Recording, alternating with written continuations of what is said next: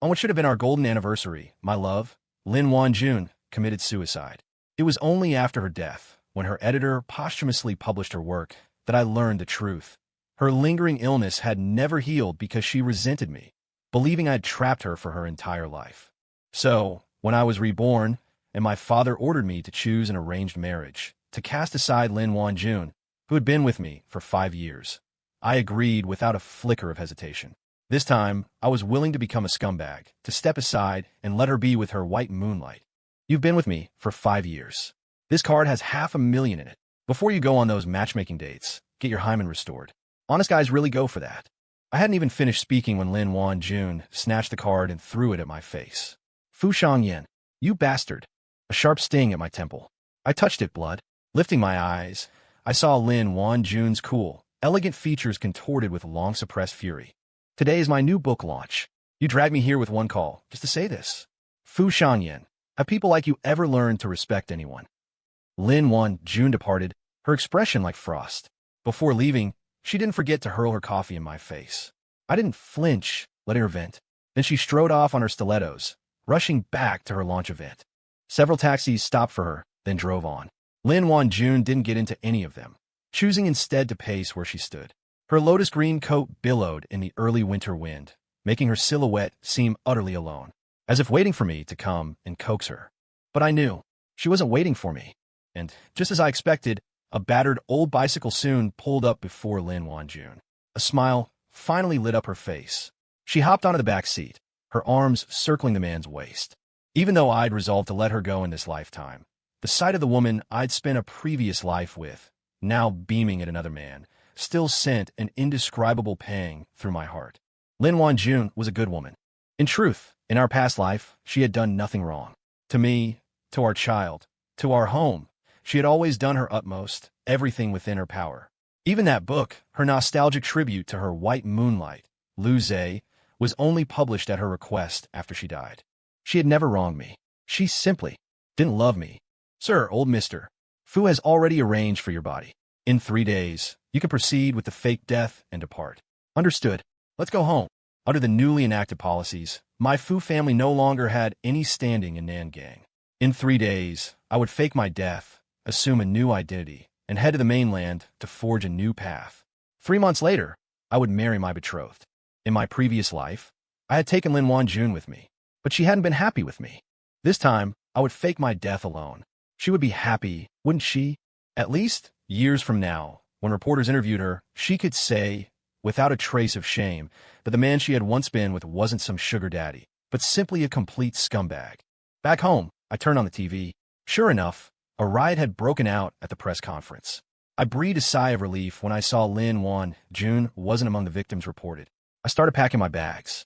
I planned to leave this villa to Lin Wan-jun, and I'd also left a sum of money for her in the safe. Her younger brother wasn't in good health, and her writing career was just taking off. Without me to protect her in the future, those publishers and agents were the kind of scumbags who devour you whole and not even spit out the bones. If she didn't have money to grease some palms, her path ahead would be incredibly difficult. Lin Wan-jun pushed the door open and came in. She took off the heavy, padded coat that wasn't really hers. I caught the sharp scent of her perfume, mingled with a faint smell of tobacco, slightly acrid. I never smoked, but right then, I desperately wanted one. Going on another business trip? Lin Wan-jun's icy gaze fell on my suitcase. I mumbled an affirmation and continued packing, not knowing what to say. It was as if she hadn't taken our breakup that morning seriously. Well, it made sense. After all, we'd had fights and broken up before, but each time, I was the one who backed down in the end, begging her to come back. She probably thought this was just another tactic of mine to win her back. Lin Wan-jun seemed to deliberate for a moment, her pale fingertips clenching into fists. It took her a while to summon her courage.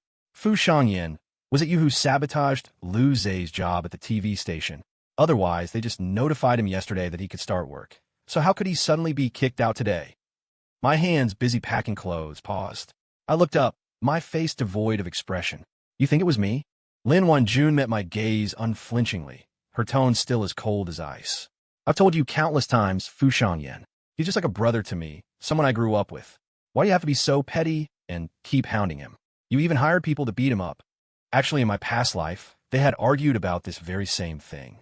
Luze had lost his TV station job because he'd hit the station director's nephew, but he blamed it all on me.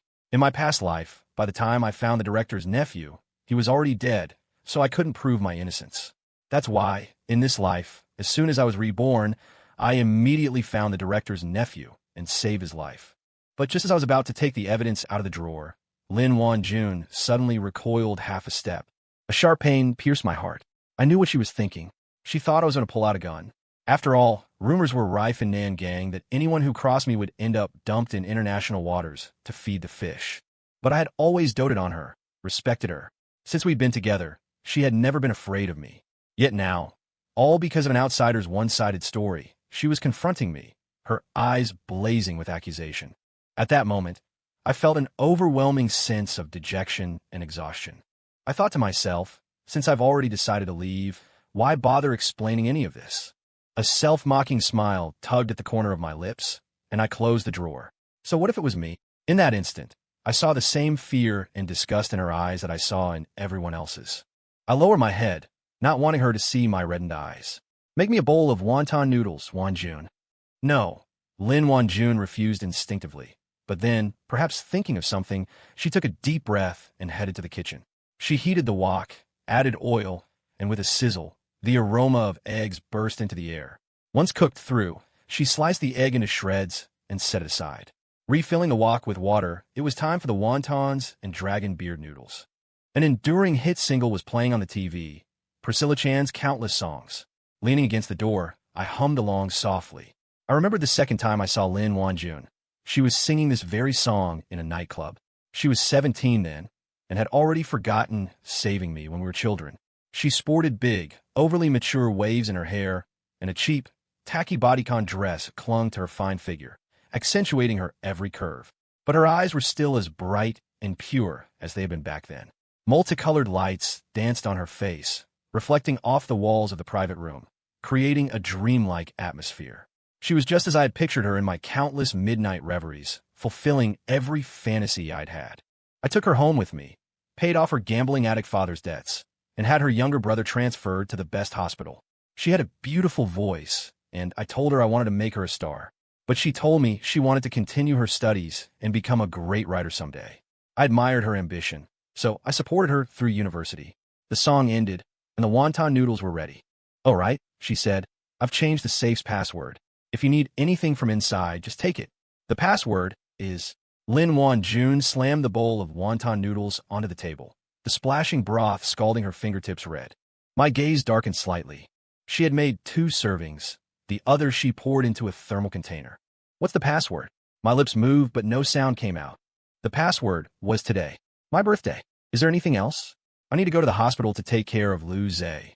Lin Wan-jun hastily picked up the thermal container, her expression impatient. It seemed like she would dash out the door any second. I grasped her hand, my voice hoarse. "Wan-jun, sing me another song." "Next time." She refused without hesitation. She paused. Then, as if remembering my position, her voice softened, tinged with humiliation. "Next time, okay? Lu Zhe is very badly injured." I let go of her hand, my strength gone, and said, "All right," my face devoid of expression.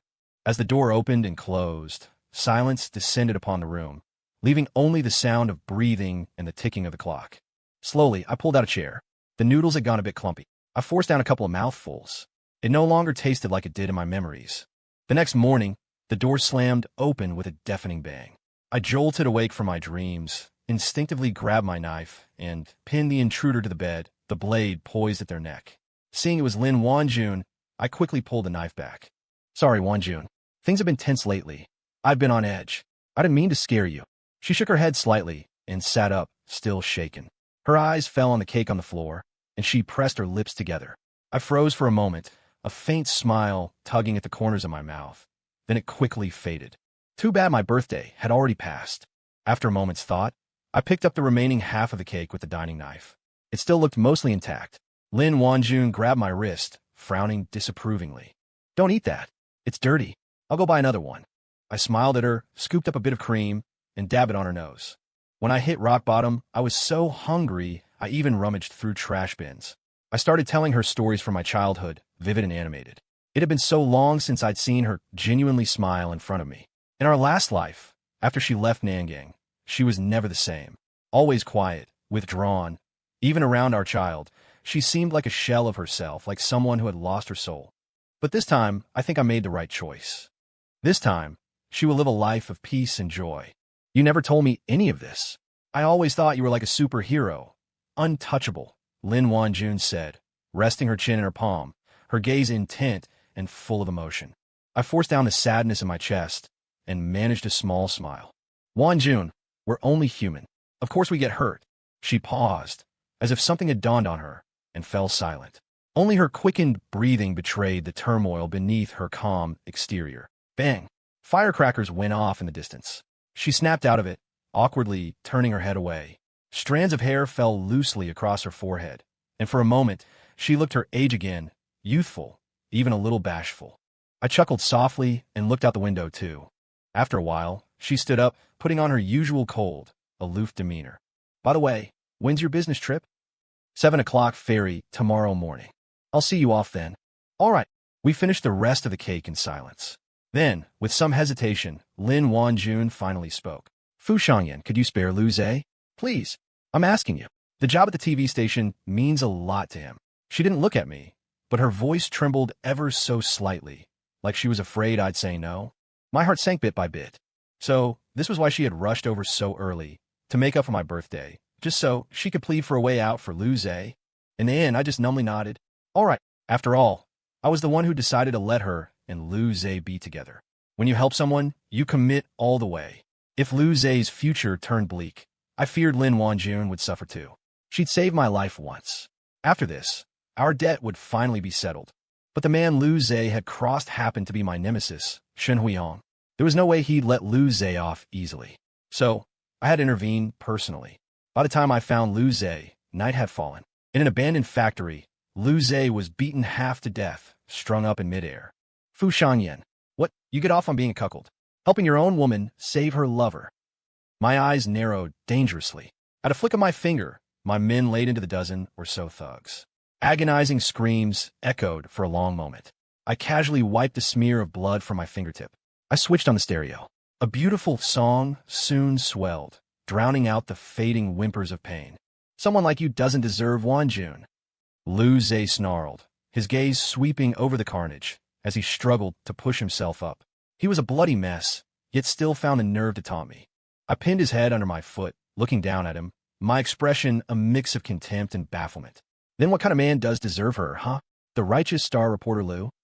Stop it, Lin Wanjun cried, rushing over and shoving me so hard I stumbled. When I turned, I saw Shen Huiyong, who'd entered with her. It finally clicked. This was a trap he'd set for me. He'd lost his own wife because of his philandering, and now he couldn't stand to see anyone else happy with theirs. Fu Shangyan, I am so incredibly disappointed in you, she cried out. Can't you go just one day without all this violence and bloodshed? I never let her see this side of me before, never let her witness such brutality. I was terrified she'd fear me, revere me out of that fear, or outright hate me. But now, the look in her eyes, the way she flinched from me, it all screamed that not only did she not love me, she saw me as her enemy. In her eyes, I saw my own reflection, cowardly, despicable, utterly loathsome. Lin Wanjun cradled Lu Zhe, her heart aching. As if his humiliation were her own, she gently wiped the shoe print from his face. Fu Shangyan, she choked out, tears streaming down her face. Will you only be satisfied when you've driven us all to a dead end? So now, you've got what you wanted. I'm begging you. Please, can you just let us go? She sank to her knees and kowtowed deeply, her forehead striking the hard ground. I heard the dull, sickening thud. Blood trickled from her temple, past her defiant eyes. I stared, shocked and utterly disheartened, and could only murmur, Lin Wanjun, in your heart, what kind of monster am I to you? Winters in Nangang rarely saw snow. The sea breeze, laced with sleet, lashed my face. It was a damp, bone-chilling cold that seemed to penetrate to the very marrow. I waited at the pier, but in the end, she didn't come see me off. Not that I was surprised. After all, today was Lu Zhe's first day at his new post. She, naturally, would see him off to the TV station first. Shen Huiyong, that scoundrel, really knew how to make life difficult. Despite Lu Zhe being so badly injured, he still had to report to Shen Huiyong first. But that was Lu Zhe's own choice. How they fared in the future was no longer my concern. "Sir, it's time," my subordinate reminded. I handed my final letter to my subordinate, instructing him to deliver it to Lin Wanjun. Truth be told, Lin Wanjun's writing journey hadn't been smooth at the start. To encourage her, I anonymously became her very first fan. I read every piece she published meticulously, then wrote her letters offering sincere advice and encouragement. Now, this was the final piece of encouragement. I wished her a future as bright as brocade. I didn't board the ship. Tonight, this ferry would sail into international waters and meet with disaster. All passengers would vanish, none spared. Would she cry for me? Even if not for me, but simply for a life that was lost. Never mind. It didn't matter anymore. Lin Wanjun arrived at the pier, but the ship had already departed. A snowy mist swirled. The distant ship lights, like flickering stars, gradually dimmed and vanished. An inexplicable unease settled in her heart. The manuscript she planned to finish in a day barely had a few words written by midnight. She'd fallen asleep, slumped over her desk, only to be jolted awake by the cold. The cedar-scented overcoat he'd usually drape over her shoulders just in time was missing. So was the coffee with its heart-shaped art, and the waffles slathered in sickeningly sweet chocolate. The house was quiet. Only the newspaper, already lying at the foot of the door, indicated that today was just another ordinary day. "It's not the first time he's been on a business trip," Lin Wanjun murmured. Yet for some reason, a heaviness still pressed on her heart, a premonition that something terrible was about to happen.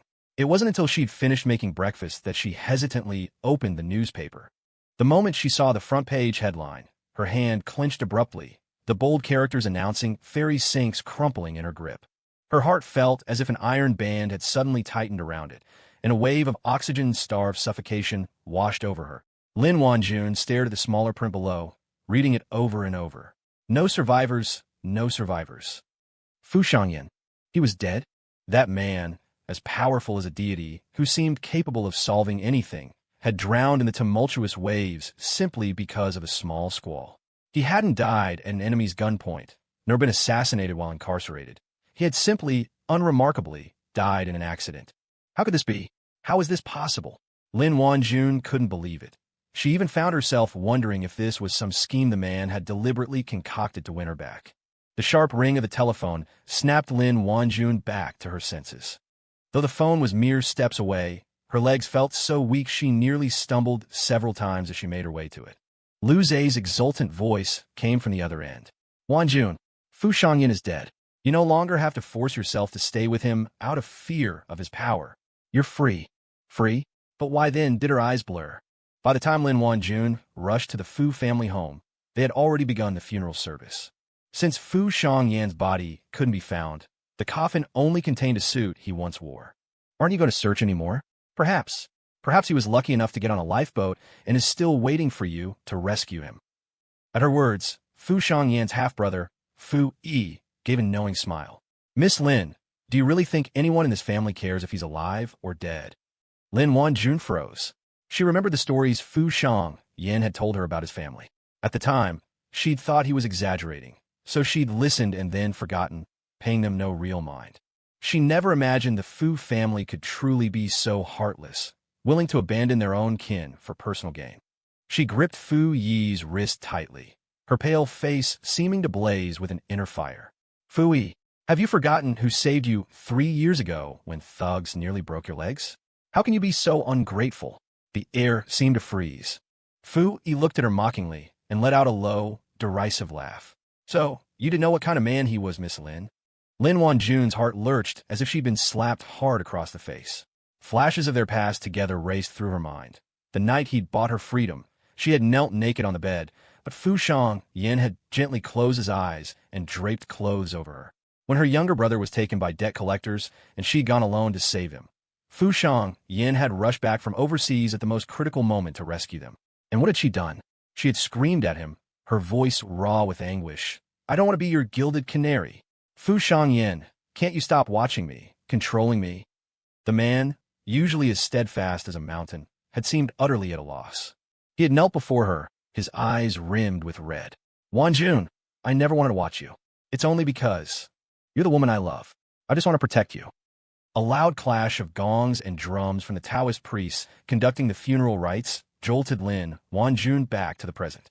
Fu Yi was gone. But in a corner, she spotted a familiar figure. It was Lu Zhe. What was he doing here? Had he come to thank Fu Shangyan for saving him once? Lin Wanjun approached, about to speak, when the appearance of another person, and Lu Zhe's words to him, made her stop dead. President Shun, Lu Zhe was saying, I've done everything you asked. When can you make me deputy director of a news center? He continued, don't worry. Wanjun will never forgive Fu Shangyan in this lifetime. Whether it was me deliberately losing my job and framing Fu Shangyan, or that staged fight at the factory, she believes it all implicitly. Shun Huihong ignored Lu Zhe, instead casting an amused gaze towards Lin Wanjun, who was eavesdropping nearby. Lu Zhe, as if sensing her presence, turned his head and met Lin Wanjun's eyes, blazing with disbelief and fury. Wanjun, listen to me, it's not what you think. Lu Zhe began, but Lin Wanjun slapped him hard across the face, tears of bitter disappointment welling in her eyes. Lu Zhe, she choked out, I never knew you were this kind of person. Shen Huihong watched them leave, thoroughly enjoying the drama, his mood excellent. It's often only when someone's gone that you realize their true feelings. Lin Wanjun must be truly devastated now, he mused. Fu Shangyan, you can just watch from your grave as the woman you loved is condemned to a lifetime of regret. Shun Huihong spat at Fu Shangyan's funeral portrait. He caressed the yellowed photograph of a woman inside his pocket watch, a twisted smile on his face, yet tinged with a profound loneliness. And you too, Shun Huihong, he muttered, you also deserve to end up with a lifetime of regret. At the funeral, a torrential downpour began. The mourners hastily buried the coffin and dispersed, not even bothering to flatten the earth on top. Lin Wanjun knelt, smoothing the grave with her bare hands, mud staining her fingers, ankles, and dress. He's dead. What's the point of all this fuss? Fu Yi said. He held an umbrella, but with a striking lack of chivalry, offered none of its shelter to Lin Wanjun. Lin Wanjun knelt before him, the pride that defined her seeming to crumble under the relentless rain.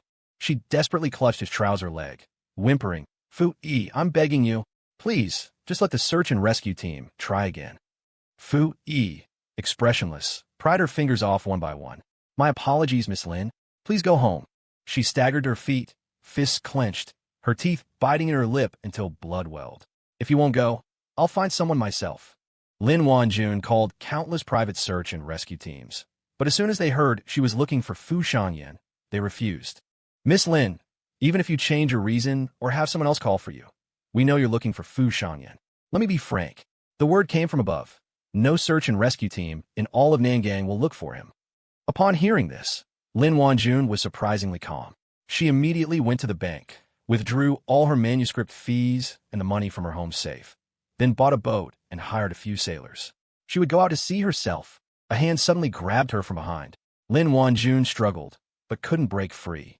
She turned impatiently, only to see her younger brother, Lin Guodong. Startled, she grabbed his icy hand. What are you doing out here? She asked anxiously. Did they run out of money? Did the hospital kick you out? Lin Guodong draped his raincoat over her. No, sis. Don't get worked up. Fu Shangyan paid my medical expenses for the next 50 years. No one's going to kick me out. He paused. I just heard he passed away, and I was worried about you, so I snuck out to find you. Lin Wanjun sighed in relief, though a deeper pang of guilt towards Fu Shangyan stirred within her. Guodong, go back to the hospital. I'll be back soon after I find Fu Shangyan. And what if you don't find him? Lin Guodong cut in, his grip on her hand desperate as he tried to pull her back to shore. I will find him. Guodong, be a good brother. Go back first. I can't delay any longer.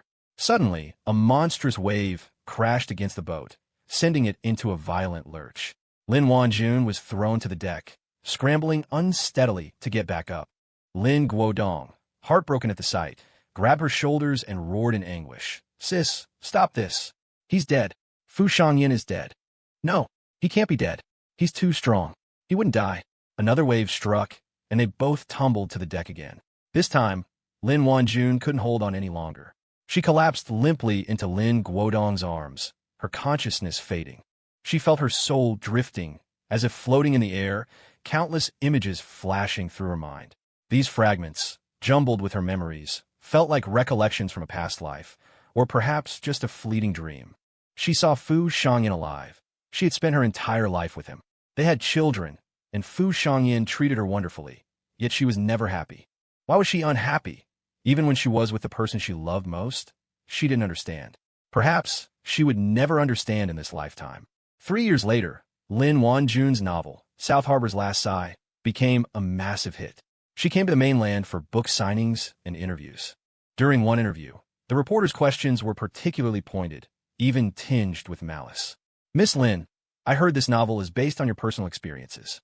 So, like the protagonist, were you also once kept by the male lead?" But Lin Wanjun simply smiled serenely. Though only in her early 20s, her eyes held the composure and weariness of someone in their 30s or 40s. "It's true," she said, "but I don't regret it. Perhaps to many, Fu Shangyin wasn't a good man. Perhaps he wronged many people. But to me, he was the only light in my miserable life. He was the one who pulled me out of the mire of my fate, loved me, respected me, supported me. I deeply regret misunderstanding him and letting him down when he was alive." As she finished, Lin Wanjun's voice choked with emotion. "When Shun Hui Hong sent me the clip of this interview, I had just lulled my daughter to sleep. He'd only found out a year ago that I was still alive. His first reaction upon learning I was alive had been to record a video message specifically for me, tearing into me as a scumbag. 'You f***ing bastard. Eat shit, you goddamn scumbag. I actually thought you were some devoted lover, but it turns out you fake your own death just to put on a show for your woman. Huh? Do you have any idea how much Lin Wanjun has suffered all these years? You abandoned her for a marriage alliance. Are you even a man?' I secretly rolled my eyes. A heartless, philandering rich playboy who drove a pregnant young girl to her death. And he had the gall to lecture me? The sheer hypocrisy. I didn't bother replying to him. But deep down, a faint sense of unease lingered in my heart. I had a nagging feeling that something unexpected was about to happen. As I suspected, my gut feeling was right. At the cocktail party the next day, I ran into Lin Wanjun in the crowd. And right behind her, Shun Hui Hong gave me a malicious little wave. Damn it. At that moment, I really wanted to curse out loud. But I couldn't. All I could do was nod politely at Lin Wanjun, pretending not to know her. "Shangyan? Fu Shangyan, is it really you?" Lin Wanjun reached out, desperate to grab my hand, but I dodged just in time. She was still the same familiar Lin Wanjun, but somehow different. Her head tilted slightly up, eyes shimmering with fragile tears. But today, I no longer could, nor had the right to, wipe her tears away. I stared at her blankly, deliberately showing a trace of impatience. "Sorry, miss. You got the wrong person." She stubbornly blocked my path, refusing to let me pass. I signaled the bodyguard to pull her aside. Without looking back, I turned and walked away. "Fu Shang." Her shout was cut off, muffled by the bodyguard's hand. I didn't look back. In fact, I walked even faster. I figured Shun Hui Hong must have tipped her off again. A few days later, Lin Wanjun cornered me in a private bar. Slightly exasperated, I had no choice but to ask my friends to step away for a moment. Lin Wanjun seized the opportunity and sat down beside me. I caught a whiff of her faint perfume. It was a bit too sharp. I leaned back slightly and deliberately picked up my glass with the hand wearing my wedding ring. "Miss Lin, I'm married now." Lin Wanjun's smile froze, her expression growing even more desolate. "I suppose so.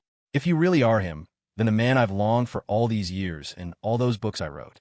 Doesn't it all just make me look ridiculous? What I thought was deep love was actually just someone faking their death to get rid of a burden." I opened my mouth, but didn't know what to say. After all, from Lin Wanjun's perspective, everything was exactly as it seemed to her. But the ending I'd envisioned was supposed to be her living happily ever after with Lu Zhe, with me just being an insignificant, dead scumbag in her life. When did it all start to spiral out of control? I don't know. I only know she shouldn't be living in the past. I've moved on, and I hope she can live a good life from now on, too.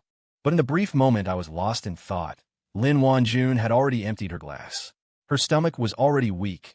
If she drank any more, she'd probably end up in a hospital. I wanted to tell her to stop, but the words died on my lips, feeling inappropriate. After a moment's thought, I signaled a bodyguard to take her glass away. "Take her home." Lin Wanjun struggled furiously, her usually cool eyes now clouded with drunken anguish. She screamed at me, a heart-wrenching cry that drew everyone's attention. "Fu Shangyan, you coward, either admit outright that you abandoned me, or just leave me alone." I quickly covered her mouth and sent someone to deal with tomorrow's headlines. If this went on, my new identity, less than 2 years old, was about to be blown wide open to the public. In the end, I reluctantly escorted a drunk and disorderly Lin Wanjun home with my bodyguard. In the car, I texted my wife to let her know what was going on. She sent back a cute emoji telling me to just handle it. A small smile touched my lips, and I didn't notice Lin Wanjun had somehow leaned in so close. Was it for her that you abandoned me? Do you love her? Or was it just because your families were a good match? I pressed my elbow against her arm, gently pushing her away. You're drunk, Miss Lin. She closed her eyes, a bitter smile on her lips, her fists clenched as if desperately trying to rein in her emotions. About 20 minutes later, I gently nudged her arm. We're here, Miss Lin. She opened her drowsy eyes, her tipsy gaze holding a captivating allure that almost completely overturned my previous impression of her. She invited me upstairs to sit for a while. I didn't want to be alone with her in her apartment, so I refused outright. She tilted her chin up at me, her cool eyes now tinged with contempt and scorn. I have something to say to you. You could bring your bodyguard along, coward. With a helpless sigh, I gestured for the bodyguard to accompany me upstairs. When she opened the door, the apartment's decor was almost identical to the place we'd shared in Nangang 3 years ago. Feeling a little uneasy, I glanced around briefly before sitting on the sofa farthest from her. The bodyguard stood behind me. She scoffed, then took off her jacket, revealing a short, sexy skirt underneath. I immediately looked away. You're not him. What are you so flustered about? Her feigned gentleness held a sharp edge, as if she were waiting to pounce on any mistake I made. I could only manage a polite smile. I'm a married man, after all. It wouldn't be good if my wife found out. At the word wife, the light in her eyes suddenly dimmed. She murmured the word, her expression dazed. Wife? So wife. Her voice was laced with an indescribable bitterness that made my own heart ache. She shouldn't have become like this. But things had come to this, and I was powerless to change anything. Do you know how I confirmed who you are? Those letters. The ones you wrote to me, even though you deliberately changed your handwriting. A person's little quirks are hard to hide. Lin Wanjun carefully placed a thick stack of letters on the table. They looked almost new, a testament to how much she'd cherished them over the years. Then, she took out her phone and thrust a photo in my face. It was a photo of the contract I'd just signed with the Shun Corporation. Shun Huihong had sent her a picture of the signature page. At this point, are you still going to deny it? Fu Shangyan, just tell me the truth. All I want is a straight answer. 3 years ago, did you leave me for a marriage alliance? Just tell me, and I'll finally be able to let go. Her slightly reddened eyes were filled with anticipation and a desperate plea. I drew closer, step by step, until I was right beside her. Then, I slipped the active recording pen from her bag. Stay away from Shun Huihong, I told her. He's no good. I hadn't answered her unspoken question directly, but my actions were confession enough. The color drained from her face, replaced by stark terror, then utter despair. Tears welled, then streamed uncontrollably down her cheeks. Her pale lips trembled for a moment. She tried to speak, but no sound came out. Finally, she shattered. With a choked sound, she swept away the letters she had so carefully treasured. Right before my eyes, she descended into a frenzy, stomping on them, tearing them to shreds, destroying our past. Now, in her heart, I was truly nothing more than a heartless, faithless scumbag. I couldn't tell if I felt more pained or relieved. I left in silence. Just as I was about to get into the car, she came running after me, barefoot. Fu Shangyan, can't we even be friends after this? I looked at her, my expression unreadable. If you run into any trouble in the future, contact my assistant. He'll help you. I had my bodyguard hand her my assistant's business card. She let out a hollow, dazed laugh and casually tossed it into the nearest trash can. Fu Shangyan, you're a real bastard, she ground out, her voice thick with hatred. I didn't look back. If that's how you see me, I said, my voice flat, then so be it. 6 years later, I received Lin Wanjun's wedding invitation. She wasn't marrying Lu Zhe, but an overseas Chinese expatriate. When my love and I attended the wedding, I was surprised to find Shun Huihong on stage, invited up as a family member. It turned out that Shun Huihong had acknowledged Lin Wanjun as his sworn sister 4 years prior, which was quite unexpected. But that was all right. Though Shun Huihong was a bit of a playboy, he always treated his family well. Mr. Chin and I met at a book signing. He's a fan of my books. I once thought I could never let go of past regrets, but it wasn't until I met him that I understood. When we meet the right person, letting go can be so easy. As she said these words, she didn't glance at me even once. I saw the brilliant lights illuminate her, making her shine brightly. It was just like the first time I saw her. Her small figure silhouetted against the light as she confidently and cleverly led away the thugs who were after me. I averted my gaze, squeezed my love's hand, and we quietly left. Let's go, my great pianist. What surprise have you prepared for me for our 10th wedding anniversary? My love covered my eyes and gave a mysterious smile. My dear CEO, I'm not telling you yet. After a pause, she feigned anger, lightly tapping my chest twice. You're not allowed to peek this time. You peek every year. I shrugged calmly, as if I'm definitely going to peek. Lin Wanjuan's side story. After Fu Shangyan died in a shipwreck, I had a dream. It was a long, fragmented dream. I dreamed he hadn't died, but had changed his identity and gone inland. He took me with him, and we changed our identities inland and started a new life. But I still felt uneasy. Our statuses were still unequal. Inland, I had no family or friends. Besides him, I had no one to rely on. I could only write desperately, pouring all my emotions into one novel after another. Only by earning a lot of money and achieving a reputation more perfect than Fu Shangyan's could I feel even slightly confident when speaking to him. Wanjun, it's already past 1 in the morning. Let's go to sleep first, and you can write tomorrow, okay? He'd say, carefully placing a glass of warm milk by my hand and tentatively trying to still my furiously typing fingers. I was in the zone with my writing and impatiently brush him off. The milk fell to the floor, glass shattering everywhere. Fu Shangyan, you're always telling me to rest. Are you trying to trap me at home for the rest of my life? Fu Shangyan looked at me with a complicated expression. After a long moment, he sighed and silently knelt to clean up the mess. Suddenly, his gaze tightened, and his warm fingers grasped my cold ankle. Wanjun, your calf is cut by the glass. I'll get the first aid kit. He rushed out like the wind, but when he returned, I had locked him out. I was tired of his mind-corroding concern. It had to be a gilded cage he was using to trap me. Once I slowly grew to depend on him, unable to leave him, he would suddenly change, trapping me at home to become just another person bogged down by countless trivialities.